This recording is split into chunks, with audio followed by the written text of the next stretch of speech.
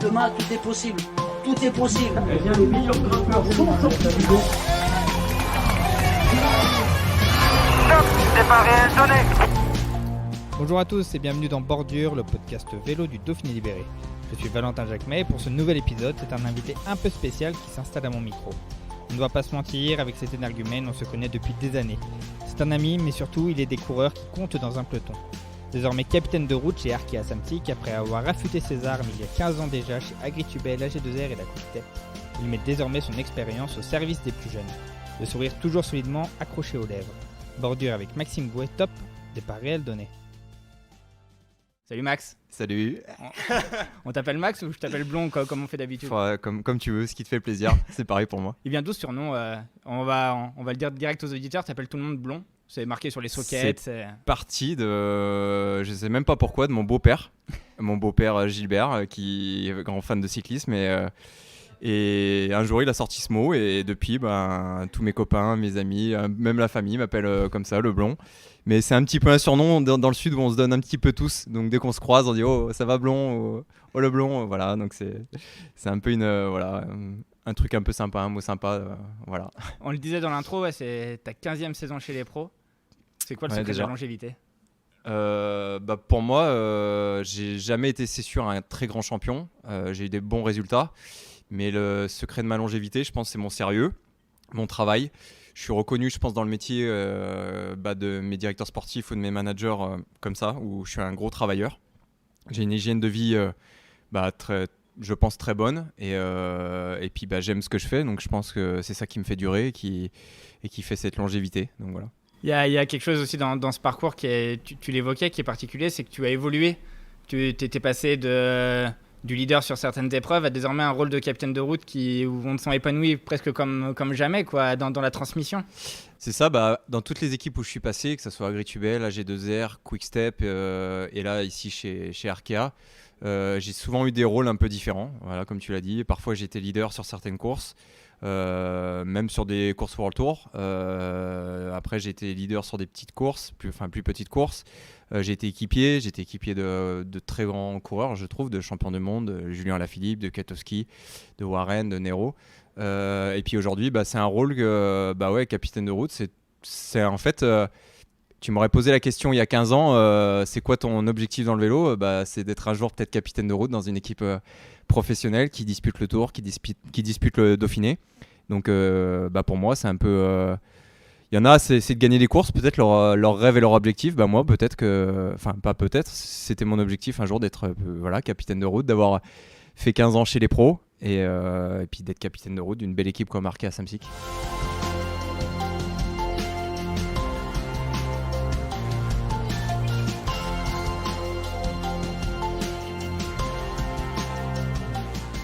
Quand on rembobine le film, le vélo, c'était pas le premier sport que tu as pratiqué. Il y avait le foot, mais il y avait un côté mauvais perdant qui était rédhibitoire pour faire un sport co. Exactement, j'étais au club d'Artemar, dans mon petit village de l'Ain.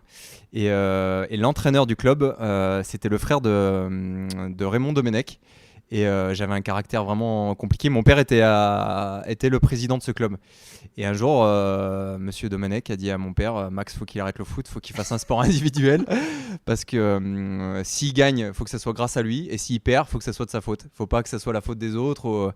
Et donc, mon père, presque sans me demander ce que je voulais faire comme autre sport, m'a mis à faire du vélo. Parce qu'on aimait aller camper, voir le Tour de France. Moi, j'y allais pour les cadeaux, pour la caravane, plus que les coureurs. Et mon père m'a dit tiens, tu vas faire du vélo, ça va te calmer quoi, parce que comme c'est un sport dur. Et puis la première année, voire les 2 premières années, j'ai vraiment détesté le vélo, pour être franc. À ce point? Ouais, j'avais petit, j'étais légèrement en surpoids, j'avais pas un gabarit vraiment fait pour faire du vélo, petit, un peu en surpoids, et c'était compliqué. Et puis au fur et à mesure des mois, des années, j'ai grandi, je me suis un peu affiné et j'ai remporté ma première course. Et en fait, pour être franc, c'est de monter sur un podium, d'avoir une coupe, d'avoir un bouquet qui m'a fait aimer le vélo. À l'école, j'étais pas un très bon travailleur. Et quand tu faisais une course de vélo le dimanche, que tu gagnais et que le lundi matin, tu avais ta photo dans le journal et que tu avais le sentiment d'avoir réussi quelque chose la veille, y a certains profs des fois qui te félicitaient ou qui t'encourageaient. Et en fait, quelque part, c'est ça qui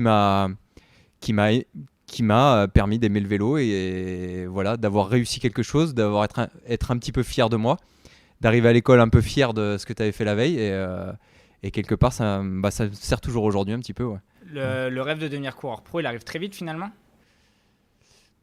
Pour moi, oui, c'était même je vois dans tout ce que personnellement, même dans ma vie de tous les jours, je commence, j'ai envie de le réussir, de pas me louper. Côté jusqu'au boutiste, quoi. Exactement. Je suis, comme je l'ai dit tout à l'heure, je suis un gros travailleur, je suis un gros bosseur. Et tout ce que j'entreprends, il faut que ça soit presque réussi. Par contre, je me mets une pression pour que ça soit réussi, quoi. Ouais. Et parfois, ça peut être un défaut ou ça peut me nuire, quoi. Mais c'est vrai que quand tu commences à faire du vélo au début, bon, minime cadet, tu gagnes des courses, c'est bien, mais le parcours est très loin, quoi. Quand en junior, tu commences à gagner des très belles courses, à être sélectionné en équipe de France, voilà, là, tu commences à te dire, bon, il y a peut-être la possibilité de faire quelque chose dans le vélo, quoi. Et plus tu avances, plus tu gagnes des courses, plus tu montes. Voilà, même si en espoir première année, j'ai failli arrêter le vélo parce que j'avais pas l'hygiène de vie qui était pour faire du vélo. En junior, j'étais au Vélo Club La Pomme Marseille. Ouais. Donc là, j'étais un des meilleurs juniors français et ça se passait très bien. Et en fait, j'étais en parallèle au sport-études, au pôle espoir de Saint-Etienne avec Dominique Garde, à qui je dois énormément. Et avec Dominique, on était vraiment élevés un petit peu à la dure, où il fallait vraiment s'entraîner. Quand tu habites Saint-Etienne, il neige, tu vas t'entraîner quand même. Il pleut, tu t'entraînes. Et, ça arrive, ouais. L'hiver, je peux vous dire que ça arrive. Ouais. Et Dominique, on était un peu à la dure. Ouais. Donc je faisais tous les entraînements. Et puis ça payait le dimanche dans les courses parce que je gagnais pas mal de courses. Et en fait, je suis allé au Chambéry Cyclisme Formation en espoir première année. Et je me suis retrouvé un petit peu libre, quelque part, avec un appartement, habiter Chambéry, une ville qui est assez jeune, assez étudiante. Je me suis retrouvé en appartement avec mon meilleur copain et je pense que ça a été ma pire saison de vélo, mais je pense également que ça a été ma meilleure saison au niveau du mental. Ouais. Et au niveau d'apprendre à ce que c'est d'être coureur pro, c'est-à-dire qu'il faut faire hyper attention au régime alimentaire, à l'hygiène de vie, à se coucher tôt, à l'entraînement. Ouais. Et en fait, cette saison, c'est moi personnellement, ça n'a rien à voir avec Chambéry Formation, c'est moi qui ai fait vraiment n'importe quoi cette saison. Oui.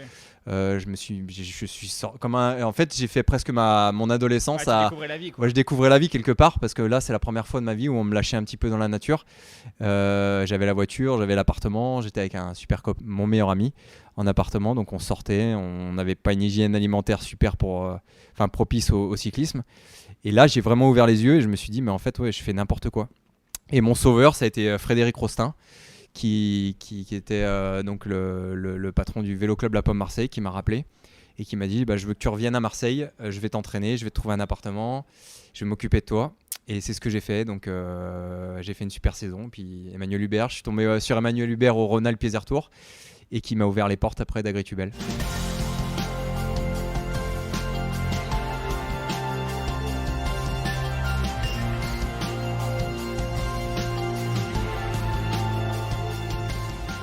Tu l'évoquais, mais pour nous, pour les lecteurs du Dauphiné, t'es un bugiste. Pour nous, Tourneau, t'es un Marseillais. Elle vient d'où ? C'est quoi ? C'est un coup de cœur avec Marseille, avec le Sud ? Ça dépend. Quand je gagne, je suis Marseillais. Et puis quand je perds, je suis Rhône-Alpin. Il a choisi son camp, c'est bon. Ça, c'est à Marseille. Hein. Ça, c'est Marseille. Quand je fais un bon résultat ou qu'ils m'ont vu à la télé, qu'ils m'ont vu bien travailler, le Marseillais Maxime Bouet. Ouais. Et puis quand je suis pas très bon, mais bon, il vient du Nord, il vient de Rhône-Alpes. Mais non, maintenant c'est sûr, j'habite dans le Sud, à côté de Marseille, à Plan-de-Cuc. Ma femme est marseillaise, mes 2 enfants sont marseillais. Et j'ai passé la moitié de ma vie maintenant à Marseille, et puis l'autre moitié en Rhône-Alpes. Et pour moi, non, c'est kiff-kiff. Il n'y a pas plus marseillais, plus rhône-alpin. J'ai mes racines ici. Et après, ma vie actuelle est en bas, mais pour moi, je suis toujours attaché à ma région. J'ai toujours ma famille, mon père, mes grands-parents qui habitent dans l'Ain, au pied du Grand Colombier. Et non, je me considère autant Rhône-Alpin que Marseillais. Voilà. Tu le disais, tu as grandi au pied du Grand Colombier, ce col que les téléspectateurs ont découvert un peu sur le Tour de France récemment, mais qui est l'un des géants du massif. C'était quoi la première fois que tu le grimpes ? C'est une fierté. T'as l'impression d'avoir fait l'Himalaya, quoi. Bah, c'est déjà un col qui est trop méconnu, je trouve. Encore, il a été dans le feu des projecteurs grâce au Tour de France, mais c'est encore un col qui mérite une plus grosse renommée de par sa difficulté. C'est un col qui est très difficile. Et après, oui, petit, j'avais ma chambre avec je me rappelle un Velux qui donnait sur le Colombier. Je voyais presque la croix au sommet de ma chambre. Et c'est un col, oui, qui fait peur, même titre qu'à Mont Ventoux. Quand t'es petit, tu te dis, moi, c'est trop dur. Et c'est effectivement, quand t'arrives à le monter une première fois, tu te dis, ouais, super, je suis monté. Et au final, tu te dis, bah, ça se fait en fait. Tout le monde a peur, mais ça dépend la vitesse que tu mets, ça dépend l'envie que tu mets, ça dépend l'engouement que tu mets. Mais au final, tu y arrives et au sommet, oui, c'est quelque part une petite victoire quand tu montes un col comme ça. C'est comme un cyclo, c'est comme voilà, une personne qui revient de très loin, qui veut monter un objectif, un grand col connu. Bah pour moi, le Colombier mérite autant qu'un Mont Ventoux, mérite autant qu'un Tourmalet. Il est trop méconnu parce qu'il n'y a pas encore beaucoup de courses qui sont arrivées là, et notamment des Tours de France. Mais si le Tour est venu et il revient plusieurs fois, c'est qu'il mérite cette renommée. Ouais. T'as quel âge la première fois que tu le grimpes? Tu te souviens? Je pense que je devais être en cadet. Okay. En cadet, et j'ai dû monter par le côté Virieu-le-Petit, pour ceux qui connaissent, parce que on habite dans un petit village qui s'appelle Artemar, qui est au pied du Grand Colombier, et c'est la route la plus rapide pour monter là-haut. Pour moi, c'est presque le côté aussi le plus dur, donc avec des rampes. Il y a une rampe qui est assez difficile en plein milieu de Virieu-le-Petit, mais bon, c'était. Même aujourd'hui, quand j'y remonte, j'avoue, je suis monté il y a pas longtemps. Il y a quelques semaines, je suis remonté, et en fait, quand tu arrives là-haut, même en étant pro aujourd'hui, en faisant 15 ans pro, tu montes là-bas, tu dis ouais, c'est une satisfaction parce que tu te dis ouais, tu te dis je suis en haut du Colombier, quoi. C'est comme le Mont Ventoux, c'est pas anodin quand tu es en haut, c'est pas tu te rappelles toujours un petit peu de ces montées-là parce qu'elles sont toujours différentes, il y a le climat qui est différent. Au sommet, il y a une vue qui est pour moi qui est une des plus belles vues qui existent, et à chaque fois, c'est un moment c'est un moment unique à chaque fois que tu le montes, je trouve.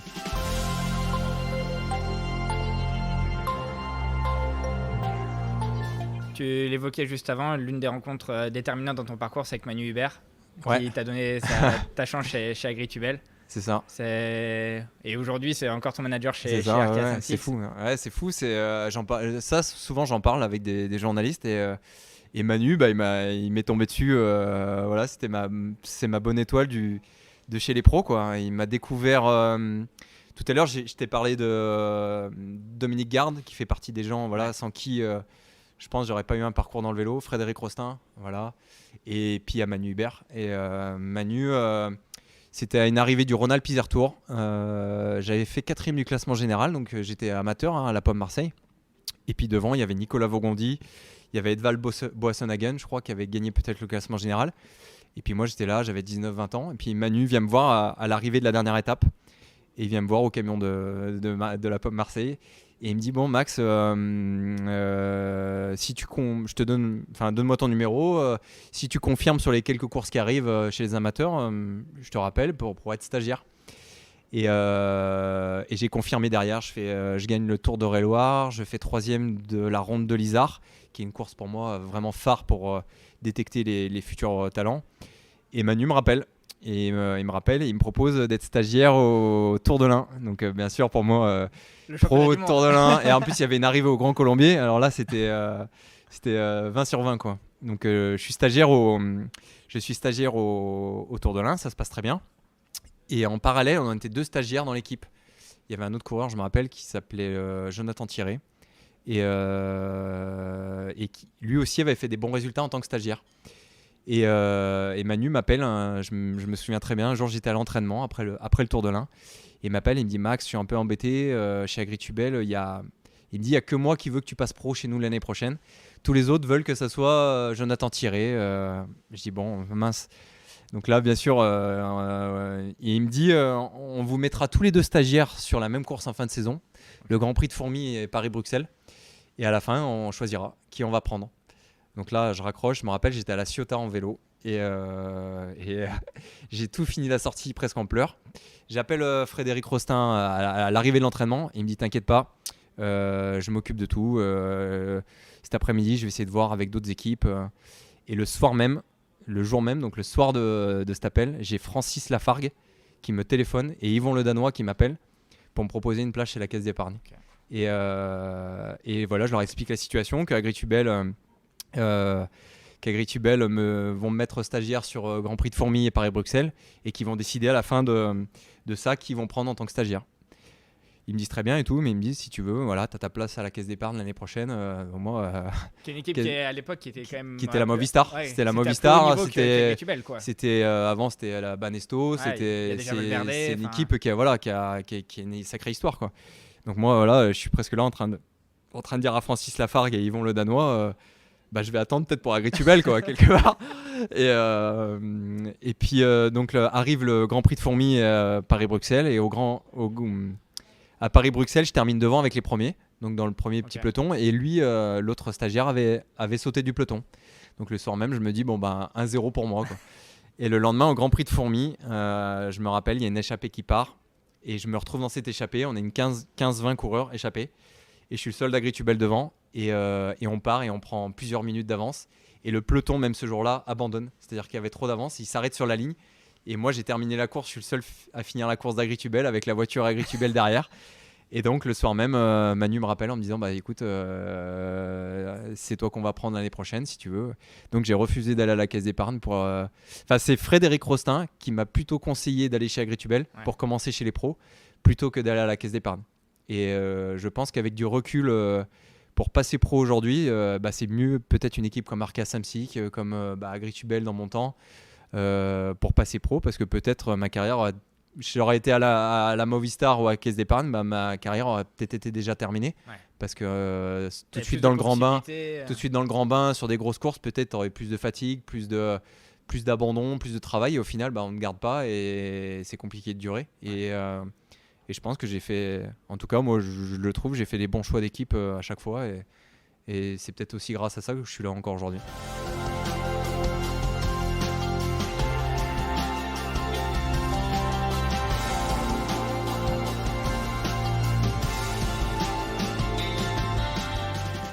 Dans ces 15 ans de carrière, quel est le leader qui t'a le plus marqué ?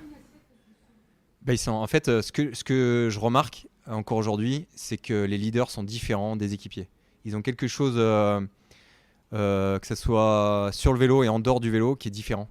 Ils ont quelque chose, une étincelle, mais ils ont quelque chose tous de différent aussi, entre eux. J'ai remarqué que un Warren et un Nero et un Nasser, ils sont différents de nous, mais eux, entre eux trois, ils sont également différents. Ouais. Mais ils ont tous quelque chose où on ne peut pas se comparer à eux, quoi.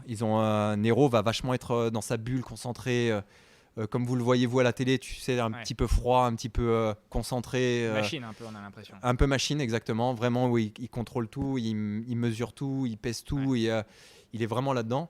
Après, tu as un Warren qui est justement presque hyper détendu, même trop détendu parfois. Et puis tu as un Nasser qu'on connaît. Nasser...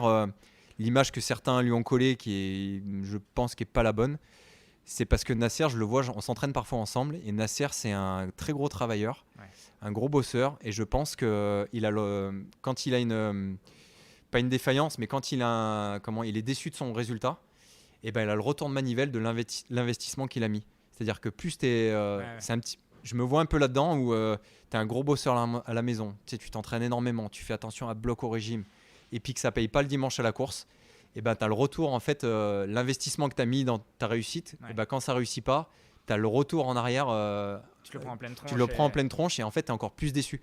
Donc je me mets à la place de Nasser, qui est un ancien boxeur, qui est boxeur et tout, et c'est presque un chaos, quoi, quand tu réussis pas.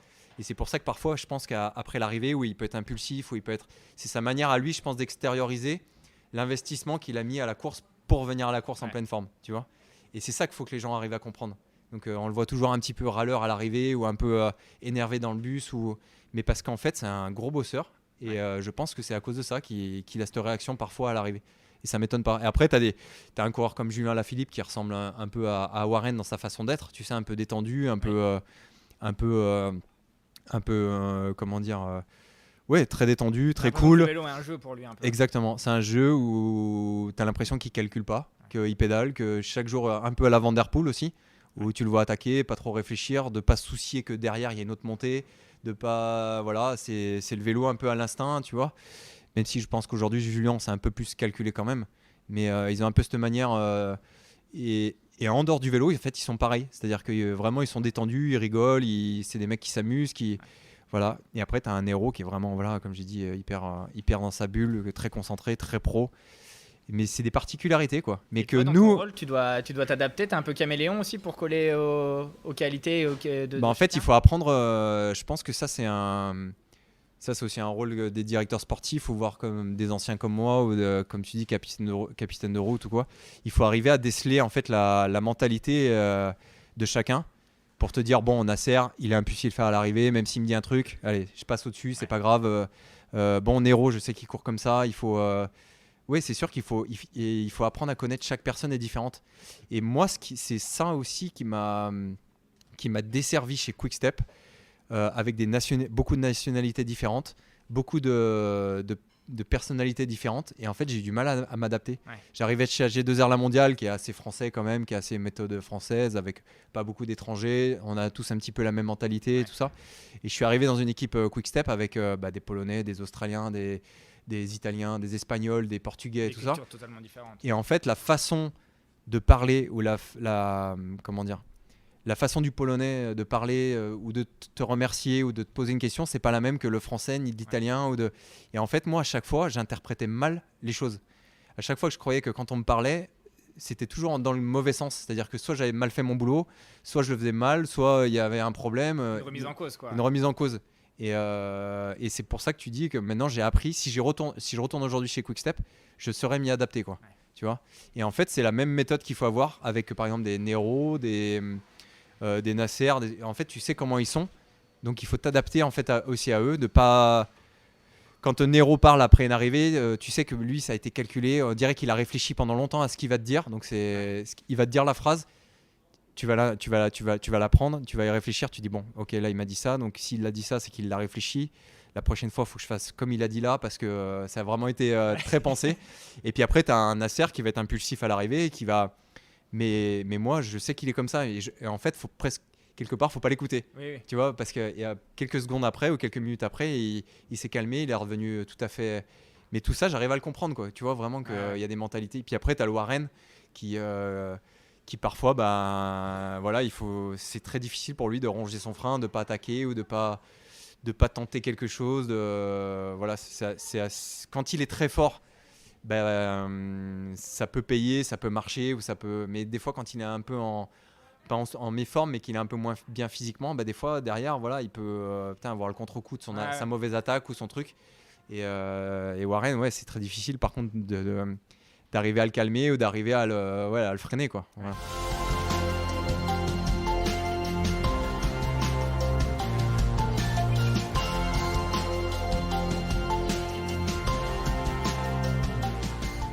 On est en 2022 et quand on regarde l'affiche, la fin du contrat elle est aussi en 2022. Ouais. C'est quoi, c'est la dernière saison de Maxime Bouet ou pas?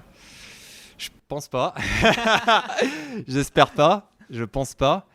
J'avoue, j'ai 2 opportunités. Mon souhait, c'est de toujours être coureur chez Arkea Samsic l'année prochaine. Je l'ai dit à Manu il y a plusieurs semaines, voire un mois. Et on a bien discuté. Et mon souhait, c'est d'être en 2022 encore chez Arkea Samsic. J'ai eu un hiver qui a été j'avoue, très compliqué. J'ai eu très peur pour ma saison. On a eu un petit garçon qui est né. Ça a été très compliqué. On a eu pas mal d'aller-retour, un peu médical, hôpital. Et j'ai eu peur que ça se... Enfin, peur. J'ai surtout peur pour mon petit, mais j'ai eu peur de mon hiver et de ma saison, de ne pas être au niveau. Et au final, quelque part, je travaille avec un préparateur mental, Laurent Riotte. Et quelque part, de m'être beaucoup occupé qu'on se soit beaucoup occupé du petit, ça m'a un peu libéré du vélo, un peu libéré de mauvaises pensées du vélo, penser un peu moins vélo, tu vois. Donc je faisais je faisais mon travail très bien, hein, mon entraînement, ma nutrition et tout. Mais une fois que j'avais passé la ligne d'arrivée de l'entraînement, tout de suite je m'occupais du petit, ça m'évitait de gamberger et vélo. Et au final, ma saison, je la trouve bonne. Et je trouve que pour l'instant, je fais une bonne saison. Que ce soit pour moi quand il a fallu faire mes résultats ou faire l'équipier. J'ai le sentiment d'avoir bien réussi mon boulot. Et au final, j'espère qu'en 2022, je serai toujours chez Arkea avec l'équipe. Et surtout aussi, le gros challenge, c'est mon objectif, c'est que Arkea Samsic l'année prochaine soit en World Tour. Et d'avoir participé, c'est ma 6e saison, je crois, ici. Et on est en Continental Pro depuis 6 ans. Et de faire une saison avec eux en World Tour, c'est quelque part aussi une réussite, que ce soit individuellement ou collectivement, parce que je considère, moi, comme tous les coureurs qui arrivent dans l'équipe depuis quelques années, on fait améliorer aussi l'équipe, on fait améliorer le staff, et l'équipe s'améliore beaucoup. Et qu'on soit en World Tour l'année prochaine, quelque part, même en moi, c'est une réussite, parce que quand je suis arrivé de Quick-Step ici, c'était vraiment pas gagné. J'essayais d'amener un peu ce que j'avais vu chez les Belges et chez Ethics. Et au début, il y avait des personnes réticentes ou des personnes qui ne croyaient pas un petit peu dans des choses que je disais, que ce soit sur le matériel, sur la nutrition, sur les entraînements, tout ça. Et aujourd'hui, je suis content, parce que ce que je disais il y a 6 ans, c'est ce qu'on a un petit peu aujourd'hui. Donc je ne me suis pas trompé sur mes idées. L'équipe a fait des très bons choix aussi de gros leaders. Warren est arrivé l'année après moi. Donc Warren a également dit les mêmes choses que lui avait vu chez DSM. Ouais. Il les a apportés aussi chez Fortunio à cette période. Greppel est venu, donc lui aussi. Et le gros plus, ça a été l'arrivée de Nero, avec un coureur vraiment de très grosse classe mondiale qui vise les classements généraux. Et pour lui, aucun détail ne doit être laissé au bord de la route. Donc quelque part, il a fait évoluer les coureurs, parce que quand tu as quelqu'un comme ça, tu te surpasses, tu te dépasses. Et également, je trouve, le plus important, c'est qu'il a amélioré tout le staff. Il a motivé tout le staff, et il a fait comprendre au staff que aujourd'hui, le cyclisme professionnel, c'est comme la Formule 1 ou le MotoGP. La MotoGP, c'est qu'aucun détail doit être laissé, que ce soit du matériel, de la nutrition, de l'entraînement, la qualité de vie dans le groupe, tout ça. Et tout ça fait le résultat à la course, Et je suis content, parce que Nero, c'est vraiment le cyclisme que moi je crois, où aucun détail doit être laissé, Et au final, je pense que c'est bien parti pour l'année prochaine être en World Tour, et j'espère être de l'aventure. Du coup, l'agence matrimoniale Maxime Bouet va pas encore ouvrir, parce que qu'on se dise tout, quand j'étais gamin sur le bord de la route, on avait créé un fan club de Maxime Bouet avec Alexandre. On a rencontré nos 2 compagnes grâce à toi, donc non, il n'y a pas encore l'agence matrimoniale. Tant que moi je reste avec ma femme,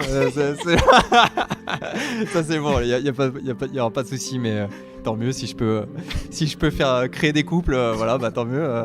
C'est la boum. La boum, ouais. Merci Max, en tout cas, d'avoir pris le temps. Merci à vous, merci.